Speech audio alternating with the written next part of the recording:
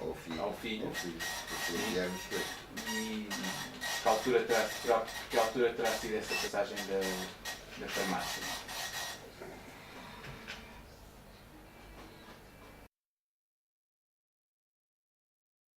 Foi fundada em 1800.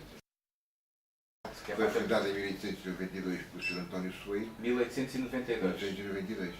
E passado pelo filho, sei lá, quando o pai morreu com 83. Sim.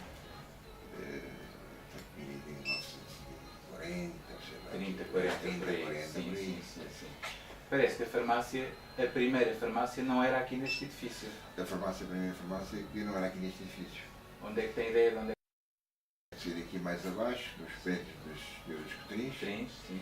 E depois dali acho que passou para aqui. Para aqui. E este edifício foi mandado construir pelo Sr. António Soeiro. Sr. António Soeiro. Eles moravam ali embaixo, não foi um antigo colégio Nossa Senhora de Paz. Nessa altura moravam aí. Moravam lá. Então esta casa que está aqui ao lado, que foi agora demolida, era a casa de quem? É a casa do Sr. Soeiro.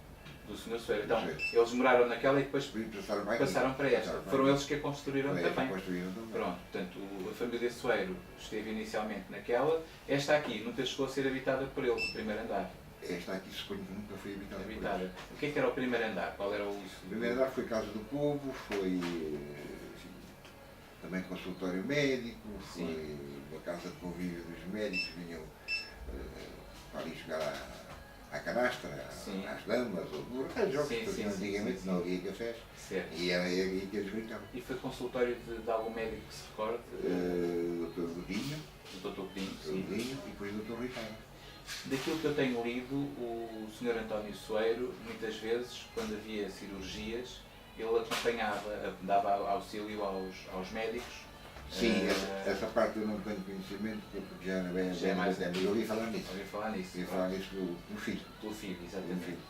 Vamos agora falar do filho. Portanto, o Dr. Guilherme terá nascido numa destas casas, ou do antigo colégio. Eu suponho que o filho já nasceu aqui nesta casa. Já nasceu aqui nesta casa. Nasceu aqui, viveu aqui por Ferreira até estudar.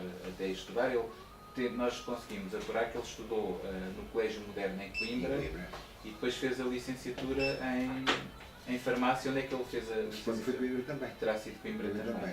E depois veio assumir a farmácia do pai. A farmácia do pai. Contava-me do Dr. Guilherme uma história que no dia em que ele assumiu a farmácia, que havia uma gaveta com dívidas de credores. É verdade. Conte-nos um pouco essa Portanto, história. havia muitos papéis e ele diz que foi um grande orgulho chegar lá e ver as gavetas cheias de papéis. Certo. Porque o pai guiava toda a gente e ver que não tivesse dinheiro, ele não cobrava. Não cobrava. E o que é que o Dr. Guilherme fez a esses papéis? Os papéis depois queimou-os. Queimou-os, não é? Pronto. Ele contava isso, dizia que a única coisa que tinha vaidade na vida era ter queimado as contas e de não ter ido atrás de ninguém para cobrar essas quantias. E eu até lhe respondi nessa altura, que o senhor de facto tem um grande orgulho nisso, porque antigamente era tudo feito na farmácia, não é? Exato. E se fosse hoje, o tempo em que ele estava aqui assim, se ele fizesse a mesma coisa, ele ia na miséria no estômago. Exatamente. Não aguentava o negócio. Não aguentava o negócio. O Dr. Guilherme, portanto, ficou à frente da farmácia, mas algumas pessoas dizem que ele gostava mesmo era da agricultura. Exatamente. Já dedicava-se à Quinta dos Carvalhais. A Quinta dos Carvalhais. Carvalhais e a Quinta do Cubo. Gostava mais da agricultura do que da parte de farmácia. Aliás, eu passava semanas que não vinha aqui. Sim. Então, quem eram os homens da confiança dele antes do Sr. António cá estar? Era o Fernando Luís da Conceição. Fernando da Farmácia. Que era Foi. Trabalhou com o Sr. dele. Trabalhou com quem? Com o António Soeiro. Ainda trabalhou com o António Soeiro. Ainda há descendentes desse Sr. Fernando? Há os filhos e a mulher. A mulher dele, desse Fernando, ainda é viva? Ainda é viva. Era um bom testemunho, se calhar, para falar com ela. Ela já não está em condições de falar. Já não? Pronto. Ela está, não sabe. Não sabe. E os filhos? Os filhos é o Fernando, que é gerente do BPN nos Cabaços. Gerente do BPN nos Cabaços.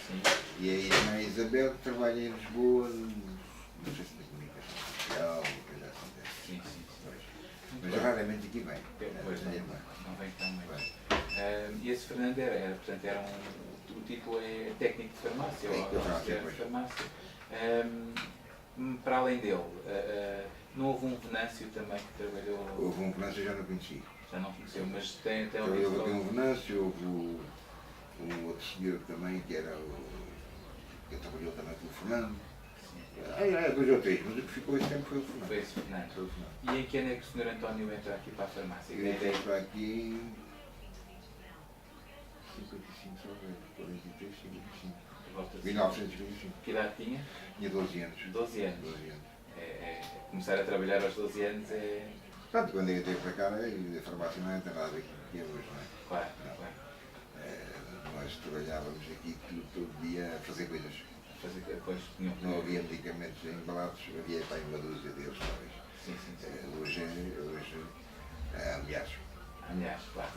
Eu vou agora seguir aqui uma entrevista padrão que estamos a fazer a todas as pessoas, porque já fiz aquelas perguntas de questões que eu achava que o Sr. António podia ajudar. Portanto, como é que, no fundo, em que contexto é que conhece, como é que o Sr. António chega a vir trabalhar aqui para a farmácia? Foram os seus pais? Os meus pais davam-se muito bem com o Fernando. Com o Fernando? O Fernando, sim. Aliás, a mulher do Fernando, a ex-mulher do Fernando era a madrinha das minhas irmãs. Sim. E depois falou-se e depois ele trouxe-se aqui a trabalhar. Comecei aqui a trabalhar. Como é que define o Dr. Guilherme enquanto pessoa? Pronto, como enquanto pessoa nunca encontrei ninguém como ele. Uma joia de homem tanto humano quanto político. Aliás, quando mudou a política nunca ninguém o acusou de nada. Certo. E ele esteve na Nacional, esteve nessas coisas que Estado Novo, não é? Estado Novo, e não foi acusado nunca de nada. Nada. Ele, no fundo, respeitava as pessoas. Toda a gente. Toda a gente. Toda a gente.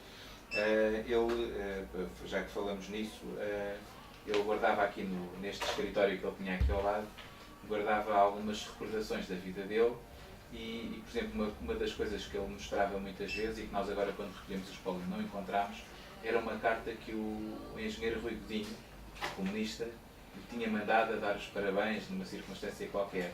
E ele dizia muitas vezes que tinha muito orgulho de saber que havia pessoas que não pensavam como ele, mas que tinham algum respeito por ele. Tem alguma ideia de ele falar nisso? Mas o respeito por hoje em dia por ele é verdade. É verdade, portanto, havia essa amizade e portanto... Aliás, o Dr. Guilherme foi sempre uma pessoa que toda a gente respeitou.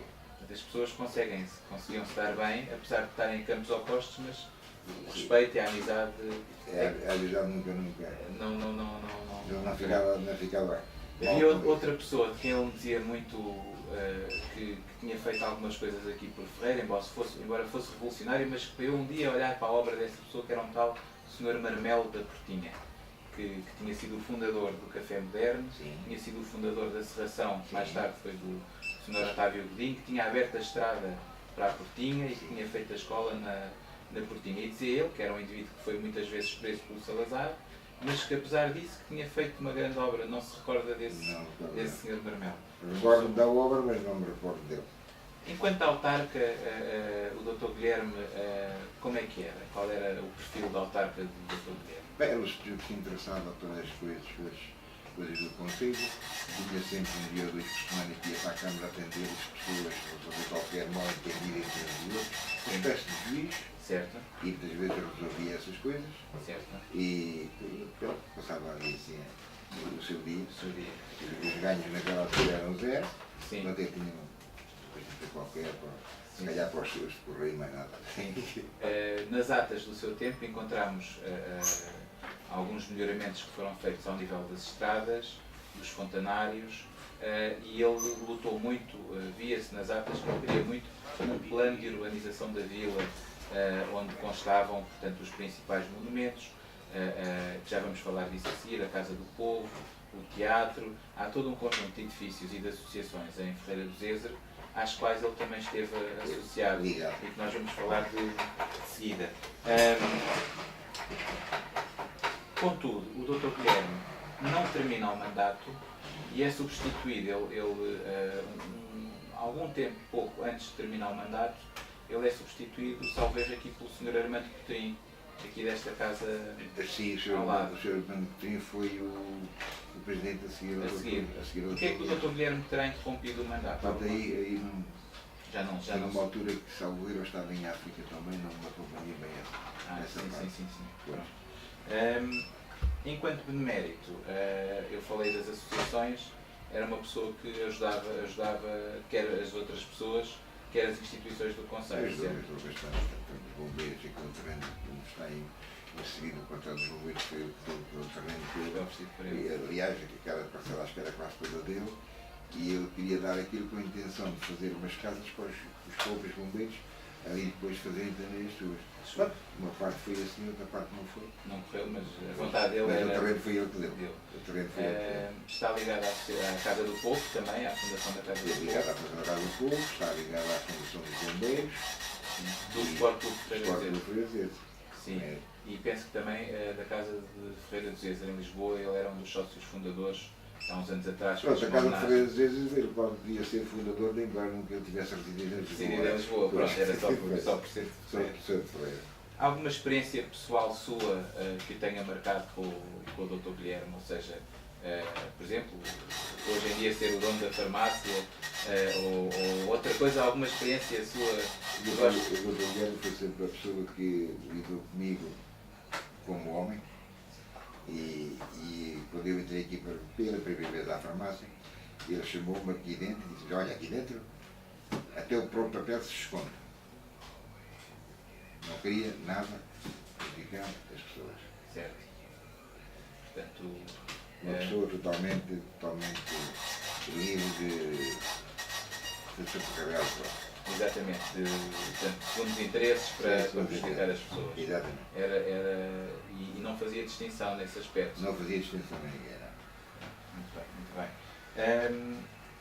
O contexto familiar, portanto, o pai, já falámos, António Soeiro, tinha a mãe, Dona Palmira, e uma tia, Maria José. Sim. Da Dona Palmira e da Dona Maria José, tem alguma ideia? Conheceu-as? Conheci a Dona Palmira, porque eu almoçava e jantava aqui em casa, quando ia à farmácia. Sim. E a outra tia ia lá todos os dias com o jornal, portanto o jornal vinha para a farmácia, depois ia para a casa do Dr. Marçal, depois ia para a casa da Palmira, depois ia para a casa da minha Terra. Circulava, o jornal circulava. Era o século naquela.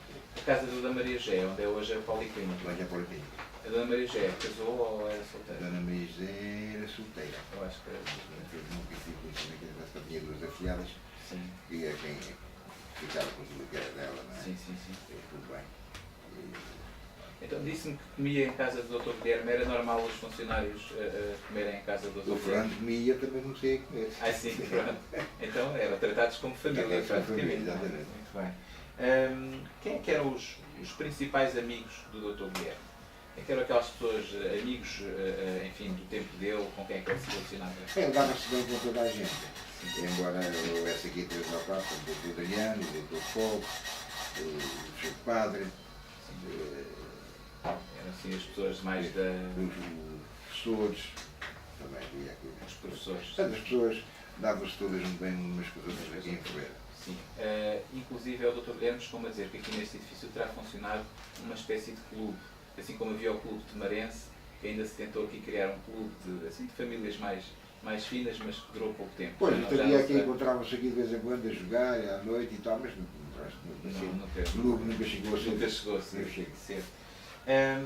Um outro aspecto que em que se destaca, e já faltam só 2 perguntas, eu sei que o seu tempo é precioso, é dele enquanto fundador do Colégio de Nossa Senhora do Pranto, numa altura em que o ensino secundário não existia em Ferreira dos Eza. Portanto, esta ideia terá nascido com o Dr. Guilherme, ele foi aconselhado por alguém, tem alguma ideia como é que nasce esta... Eu suponho que a ideia foi mesmo dele. Foi mesmo dele. Ele levou para avante e conseguiu de facto fundar o Colégio Nossa Senhora do Pranto. Aqui eu fui um dos beneficiários que tirei o segundo ano de noturno. Sim.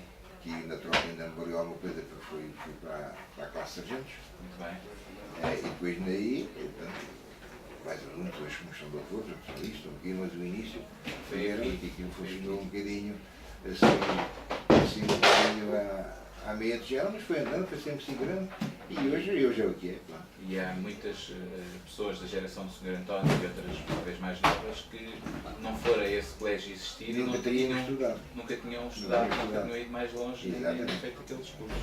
Muito bem, para terminar, além de tudo o que já dissemos, há mais algum testemunho que queira deixar sobre o Dr. Guilherme que entenda que é importante? Ou seja, eu penso que já falámos um bocadinho dele enquanto dirigente associativo, enquanto de mérito, enquanto farmacêutico, enquanto autarca, enquanto diretor do Colégio de Nossa Senhora do Pranto, como homem, como pessoa que se relacionou. Algum episódio engraçado, algum testemunho que possa... De repente não me recordo. A coisa melhor que eu tenho. Uma pessoa que tratou comigo, eu morei sempre no Cachuco, tratou sempre comigo como um homenzinho. E quando eu fiz a casa cá em Ferreira de Vendas, o Fernando é que me emprestou o dinheiro, que saía da farmácia, é evidente, e depois o Fernando não chegou a ver a casa pronta, portanto morreu, e o Dr. Leandro depois veio ter comigo e disse, olha, agora o dinheiro que me deves não é nada, tens que continuar a ser meu empregado. Eu disse, eu foi muito gosto, eu tenho que trabalhar em qualquer lado, não tenho outra profissão, e pronto, foi assim que foi. Perdoa a dívida então. Bom amigo, sim senhor. Bom amigo. Muito bem. Sr. António.